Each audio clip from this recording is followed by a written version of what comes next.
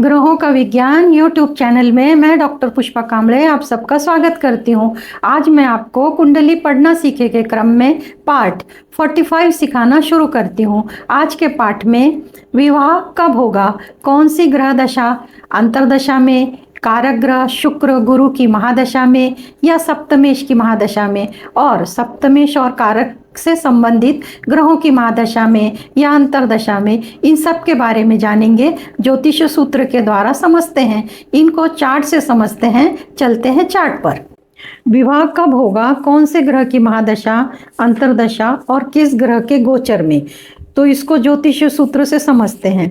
कुंडली में सप्तमेश की अंतरदशा में विवाह होता है। अब सप्तमेश की अंतरदशा में इसको चार्ट से समझते हैं।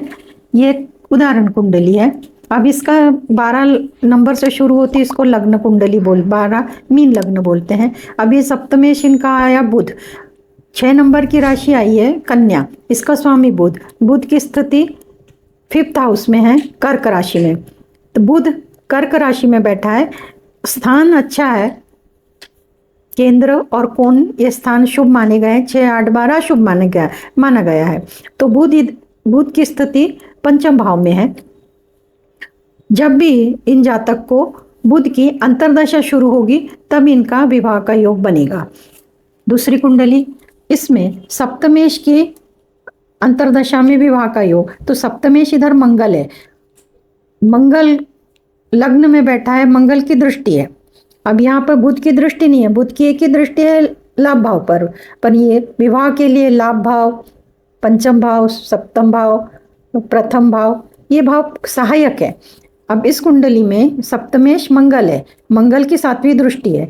जब भी मंगल की अंतरदशा आएगी तब इनका विवाह का योग होगा। उसी तरह ये सप्तमेश 6 नंबर हो गई है। इधर एक ले लेते हैं, मिथुन लग्न है, सप्तमेश गुरु है। गुरु की अंतरदशा में इनके विवाह का योग आएगा। तो सप्तमेश गुरु कहाँ पर है, तो सप्तमेश गुरु 5th भाव में स्थित है। 5th भाव में स्थित है। केंद्र और कोण में जब ग्रह होते हैं तो वो शुभ माने जाते हैं, 6, 8, 12 में नहीं है। तो इनके सप्तमेश की अंतरदशा में विवाह का योग आता है। दूसरा सूत्र, कारक ग्रह गुरु और शुक्र की अंतरदशा में विवाह होता है। तो कारक ग्रह कौन है, तो गुरु और शुक्र। लड़की की कुंडली में गुरु को देखा जाता है और लड़के की कुंडली में शुक्र को देखा जाता है, विवाह होता है। तो अब इस कुंडली में सप्तमेश तो बुध है, सप्तमेश बुध है, ये किसी लड़की की कुंडली है। तो सप्तमेश बुध होते हुए यहाँ पे हम लड़की के लिए गुरु देखेंगे। तो गुरु 2य भाव में बैठा है। गुरु की 2य भाव में होने से दृष्टि 7th भाव पे नहीं है, गुरु 8th को देख रहा है। गुरु की दृष्टि 5th, 7th, 9th पर 7वें भाव पे नहीं देख रहा है, 7वीं उसकी दृष्टि 8th भाव पे है। तो कारक ग्रह की एक तो कारक ग्रह जब तृतीय में होंगे तो 5वीं दृष्टि, लग्न में होंगे तो 7वीं दृष्टि, और 11वें भाव में होंगे तो 7वीं, 8वीं, 9वीं दृष्टि। इस तरह कारक ग्रह की भी दृष्टि संबंध 7th भाव से होता है तब भी विवाह होता है। और कारक की सप्तमेश पर, तो सप्तमेश बुध किधर है, यहाँ पे। अगर इनसे गिनेंगे तो 1, 2, 3, 4 नहीं।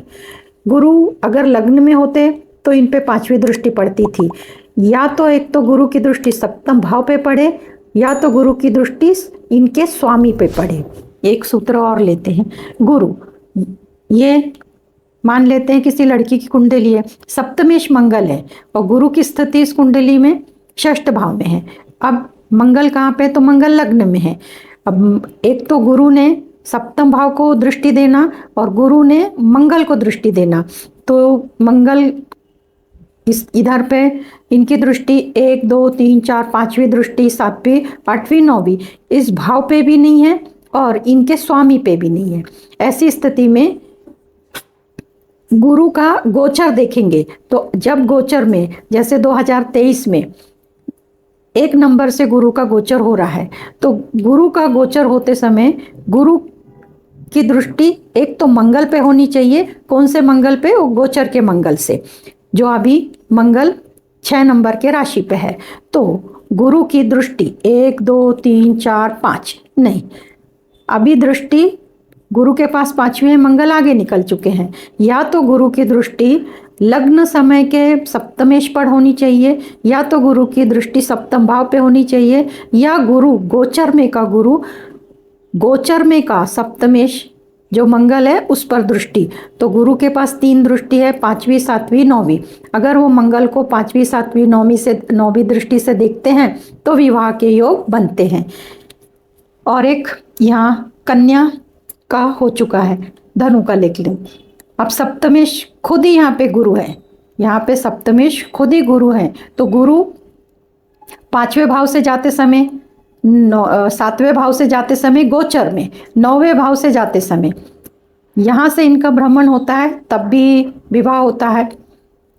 जब वो 11वें भाव में होते हैं तो वहाँ से 7वीं 8वीं 9वीं दृष्टि, 11वें भाव में होते तब भी, जब पहले भाव में होते तो 7वीं दृष्टि पड़ती, और तीसरे भाव में होते तो 5वीं दृष्टि। यानी कि 5वें 7वें 9वें 11वें पहले और तीसरे इन भावों से गोचर का गुरु जब भ्रमण करता है तब विवाह के योग बनते हैं। तो कारक गुरु और शुक्र। अब गुरु के बारे में बताया, उनके पास 3 दृष्टि है, पर शुक्र के पास एक ही दृष्टि है। अभी 2023 में शुक्र कर्क राशि से जा रहे हैं, तो जब ये शुक्र सप्तम में आएंगे तो सप्तम से जाएंगे तब विवाह का योग होगा। और जब वो पहले भाव में आएंगे, क्योंकि उनके पास एक ही दृष्टि है, वो 7वें दृष्टि से 7वें भाव को देखेंगे।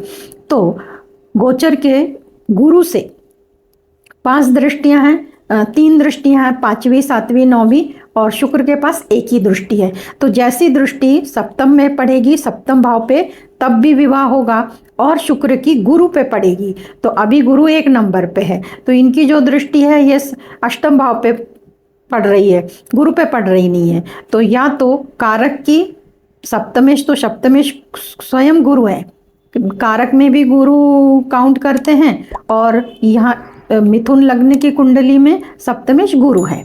तो संबंध गुरु और शुक्र का आना चाहिए, तब विवाह होता है। तीसरा सूत्र, सप्तम भाव पर सप्तमेश की दृष्टि होती है। सप्तम भाव पर सप्तमेश की दृष्टि होती है, तो दूसरी कुंडली में सप्तमेश मंगल है और मंगल की सप्तम भाव पे दृष्टि है। और सप्तमेश की अंतरदशा में जब कुंडली में इस जातक को मंगल की अंतरदशा होगी तब इनका विवाह होगा। तो अब चौथा सूत्र, तीसरा कंप्लीट हुआ। सप्तम भाव पर गोचर के गुरु की दृष्टि होती है तब, सप्तम भाव पर गोचर के गुरु की दृष्टि होती है तब। तो दृष्टि तो गुरु की 5वीं 7वीं 9वीं है, परंतु 1 3 5 7 9 11 इन भाव से गुरु का भ्रमण होता है तो विवाह तय होता है, विवाह होता है। अब गोचर का गुरु, अभी गोचर का गुरु इस कुंडली को लेते हैं। अभी गोचर का गुरु मेष राशि से है, तो मेष राशि से 7वीं और 8वीं, यहाँ पे गुरु के पास 9वीं दृष्टि है। तो जब गोचर का गुरु मेष राशि से वृषभ राशि में आएगा तो उसकी 7वीं दृष्टि सप्तम भाव पे पड़ेगी, तब इनके विवाह का योग होगा। मतलब गोचर के गुरु के अनुसार, अगर इनको गोचर का गुरु भी मिलता है और मंगल की अंतरदशा भी मिलती है तो म्हणजे इमीडिएट इनकी शादी जैसे तय होती है वैसे शादी हो जाती है। तो गोचर का गुरु और अंतरदशा मिलने से। अब गोचर इन भाव से, तो जैसे इस कुंडली में बताया कि 12वें भाव से जाता है तब योग नहीं है, पर जब 11वें भाव से गया तो 7वीं 8वीं 9वीं दृष्टि, तो 11वां भाव, पहला भाव और तीसरा भाव, इन पे दृष्टि पड़ती है तब विवाह होता है। अब 5वां नंबर का सूत्र, स्त्री के लिए कुंडली में गुरु से 7वें भाव का स्वामी की अंतरदशा में विवाह होता है। अब ये महिला की कुंडली है तो गुरु इनका द्वितीय भाव में बैठा है। गुरु से हम गिनेंगे कि गुरु से 7वें भाव में, तो गुरु से गिनेंगे तो 1 2 3 4 5 6 7, तो 7वें भाव में 7वें भाव का स्वामी की अंतरदशा, तो 7वें भाव की स्वामी कौन हुआ? 7 का स्वामी, 7 की जो राशि है तुला, तुला राशि का स्वामी शुक्र, तो शुक्र की अंतरदशा में विवाह होगा। जो गुरु से 7वें नंबर पे जो राशि आती है उसके स्वामी की अंतरदशा में विवाह होता है। अब ये ये दूसरी कुंडली में ये उदाहरण लगा के देखते हैं। गुरु षष्ठ में बैठा है, गुरु से 7 घर आगे गिनेंगे, 1 2 3 4 5 6 7। तो गुरु से 7 घर आगे हमको कुंभ राशि मिली। कुंभ राशि का स्वामी शनि, शनि की अंतरदशा में विवाह होगा, शनि की अंतरदशा में इनका विवाह हो गया। इस कुंडली में देखते हैं। अब गुरु कहाँ पे है, तो गुरु पंचम में है। यहाँ से गिनेंगे 1 2 3 4 5 6 7। तो गुरु से 7वीं जो राशि है उसका स्वामी, तो इन मेष राशि है, इनका स्वामी मंगल है। तो मंगल की अंतरदशा में इनका विवाह होगा। ये सूत्र ये बोलता है। अब पुरुष के लिए, पुरुष के कुंडली में शुक्र से 7वें भाव का स्वामी की अंतरदशा में विवाह होता है। ये पुरुष की कुंडली है। इसको समझते हैं ऐसे कि इनका शुक्र कहाँ है, तो इनका शुक्र अष्टम में बैठा है। अष्टम से हम 7वां घर गिनेंगे, 1 2 3 4 5 6 7। 7वें घर में मिथुन राशि आती है। मिथुन राशि का स्वामी बुध है। बुध की अंतरदशा में इनका विवाह होगा, बुध की अंतरदशा में विवाह होगा। एक और कुंडली लेते हैं। सप्तम भाव में तो कन्या राशि है, परंतु इनका शुक्र पंचम भाव में बैठा है। पर यहाँ से हम आगे 7 भाव गिनेंगे, 1 2 3 4 5 6 7। 7वें भाव में शनि है, शनि की मकर राशि आई है और मकर राशि का स्वामी शनि है। तो शनि की अंतरदशा में इनका विवाह होगा। एक और सूत्र लेते हैं। यहाँ पे शुक्र है, शुक्र से 7वें घर आगे जाएंगे, 1 2 3 4 5 6 7। यहाँ भी शुक्र से आगे गए तो 7वें नंबर की राशि मकर मिली और मकर का स्वामी शनि है। तो शनि की अंतरदशा में विवाह के योग बनेंगे। ऐसा ये एक स्त्री के लिए और एक पुरुष के लिए। स्त्री के लिए गुरु ग्रह जहाँ पे स्थित है वहाँ से 7वां देखना है, और पुरुष के लिए जहाँ शुक्र स्थित है वहाँ से 7वीं राशि और उनका स्वामी की अंतरदशा में विवाह के योग बनते हैं और विवाह होता है।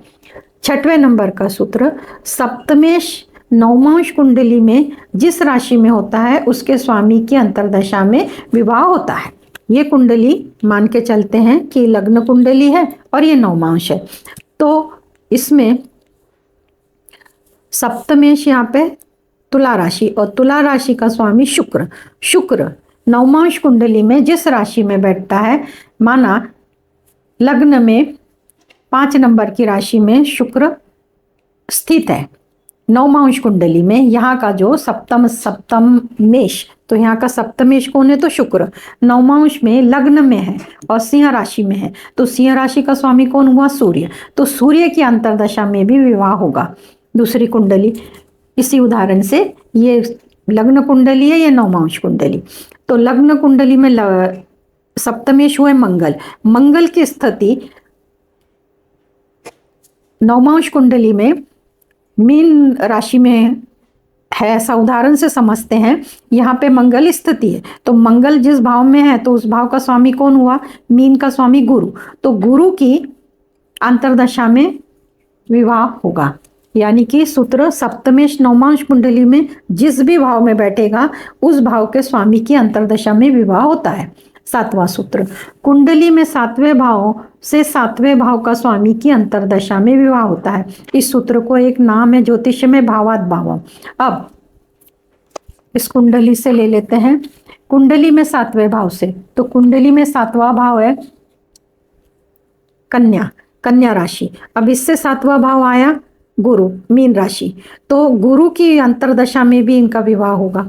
अब इधर पे 7वें भाव में राशि है वृश्चिक, और वृश्चिक राशि से 7वें भाव तो वृषभ राशि है। तो वृषभ राशि का स्वामी शुक्र हुआ, तो शुक्र की अंतरदशा में यहाँ पे इनका 7म भाव में सेम कन्या और मीन है। इधर देख लेते हैं, 7म भाव में धनु राशि है, धनु राशि का स्वामी गुरु है, परंतु यहाँ से गिनने के बाद 7वें घर में मिथुन राशि है, तो मिथुन राशि का स्वामी बुध है। तो बुध की अंतरदशा में विवाह होगा। इसको भावात भावम कहते हैं। कुंडली में 7म भाव में स्थित ग्रहों की अंतरदशा में विवाह होता है।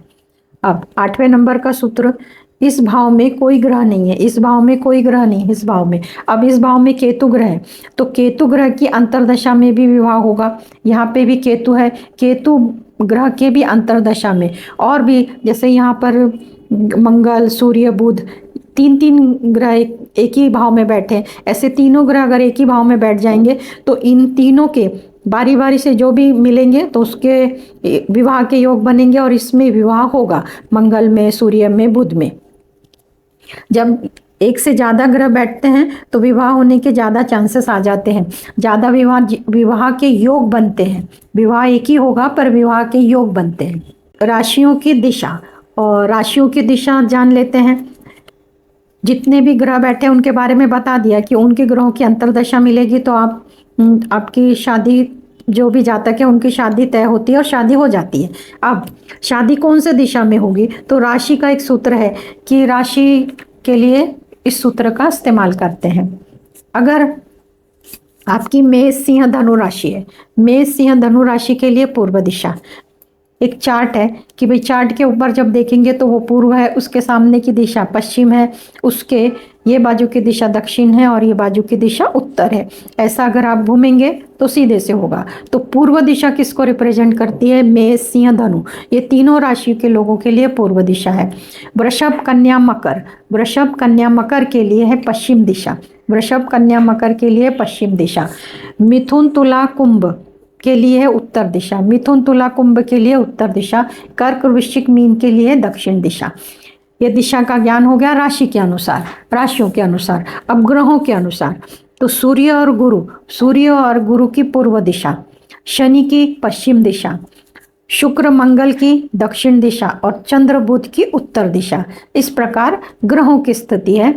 तो जब भी आपके कुंडली से सप्तम भाव से जो ग्रह जा रहा है, सप्तमेश जा रहा है, गुरु का गोचर हो रहा है, शुक्र का गोचर हो रहा है, सब गुरु से जो सातवां भाव आता है उसके स्वामी का संबंध बन रहा है, ऐसी स्थिति में विवाह होता है। अगर ऐसी स्थिति आ रही है और विवाह नहीं हो रहा है, तब ग्रह अंश बल में कमजोर होंगे, पाप ग्रह से दृष्ट होंगे, ऐसी स्थिति में विवाह नहीं होते। तो इसके लिए उपाय करने होते हैं कि जो ग्रह है उन ग्रहों की ऊर्जा बढ़ाने के लिए उनके मंत्र करना पड़ता है, उनके दान करने पड़ते हैं, उनकी पूजा पाठ करके ग्रहों की ऊर्जा बढ़ाई जाती है और ऊर्जा बढ़ाने के बाद मनचाहा फल मिलता है।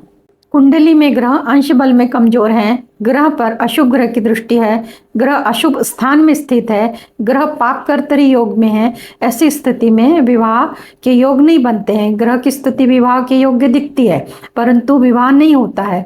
ऐसे कारण से ग्रहों के मंत्र, पूजा पाठ, दान करना चाहिए। मैंने मेरा दूसरा चैनल स्वदर्शन ध्यान साधना यूट्यूब चैनल में ग्रहों के मंत्र, पूजा पाठ, दान संबंधी जानकारी विस्तार से बताई है। उस चैनल पर जाकर आप जानकारी प्राप्त कर सकते हैं। उस चैनल का लिंक मैं आपको आई बटन पे देती हूँ, आप उस चैनल पर जाके जानकारी प्राप्त कर सकते हैं। आज के क्लास में इतना ही, धन्यवाद।